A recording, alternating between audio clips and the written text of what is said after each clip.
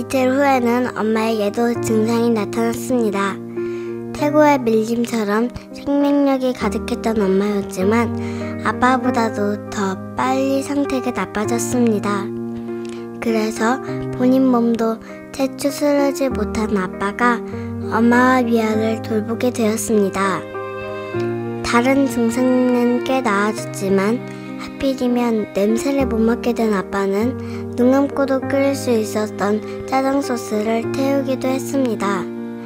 순간 아빠의 얼굴이 먹구름처럼 어두워졌지만 이내 아빠는 애써 웃어 보였습니다. 아빠의 정성어린 간호도 소용없이 엄마의 병세는 갈수록 악화되었습니다. 이제 엄마는 먹고 마시는 것도 힘들어했습니다. 그래서 엄마의 몸은 메마른 사막처럼 물기가 하나도 없었습니다. 아빠는 엄마를 입원시키기 위해 여러 병원에 전화를 해보았지만 돌아오는 답은 자리가 없다는 것이었습니다. 아빠는 아니라고 했지만 미아는 자기가 생일 파티를 하겠다고 고집을 부린 탓에 이렇게 된 것만 같았습니다. 자꾸 엄마가 죽을지도 모른다는 생각이 들었고요. 언제나 따뜻하던 엄마 품에 달려가 안기고 싶었지만 한편으로 무서운 바이러스가 옮을까봐 겁이 났습니다. 그래서 엄마는 외딴 섬처럼 쓸쓸하게 병마와 싸우고 있었습니다. 엄마가 알아놓은 지 8일째 되던 날도 미아는 하루 종일 엄마 얼굴도 제대로 보지 못하고 혼자 놀다가 핑크색 파자마로 갈아입고 잠자리에 들었습니다. 창밖 밤하늘에 창백한 별들이 몇 개 걸려 있었고 복도 너머에서 엄마의 가쁜 숨소리가 들려오고 있었습니다. 까무룩 잠들었던 미아는 아빠의 다급한 목소리에 번쩍 눈을 떴습니다.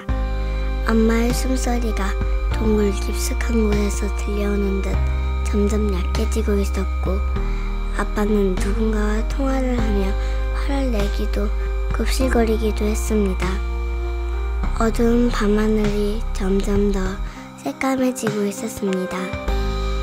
흰 마스크 위로 퀭한 눈만 내놓은 아빠가 미아의 방으로 들어왔습니다. 아빠는 엄마를 입원시켜야 할 것 같다며 병원엔 감염된 사람들이 많을 테니 넌 집에 있으라고 금방 돌아올 테니 걱정 말고 자고 있으라고 했습니다. 엄마는 아빠의 부축을 받으며 계단을 내려간 뒤 차마 발걸음이 떨어지지 않는 듯 미아를 뒤돌아보았습니다.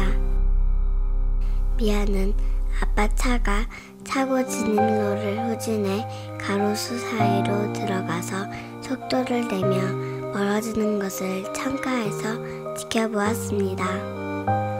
그러고 나서 미아는 처참한 기분으로 엎드려 울었습니다. 미아의 작은 세상에 폭우가 내리고 있었습니다.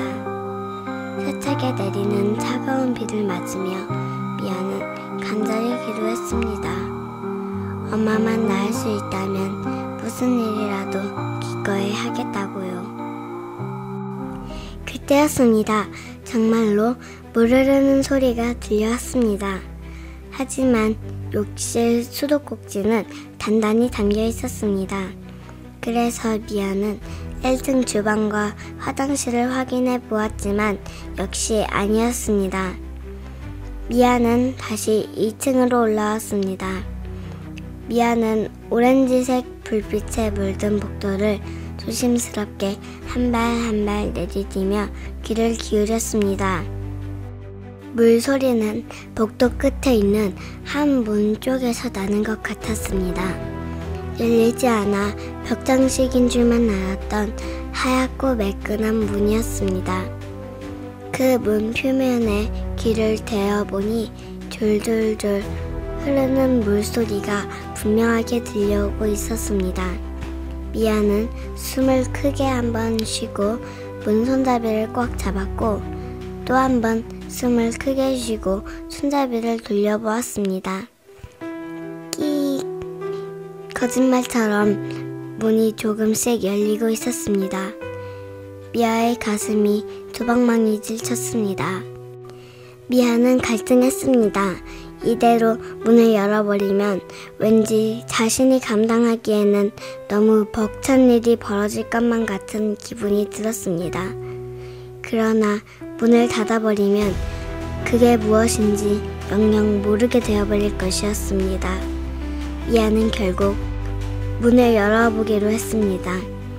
끼익, 반쯤 열린 문 안으로 조심조심 들어선 미아는 전등 스위치를 누르려고 근처 벽을 더듬었습니다.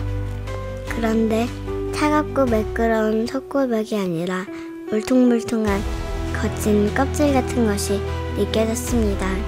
사방이 깜깜해 아무것도 보이지 않는 가운데 미아는 꼼짝 않고 서서 눈만 깜빡였습니다.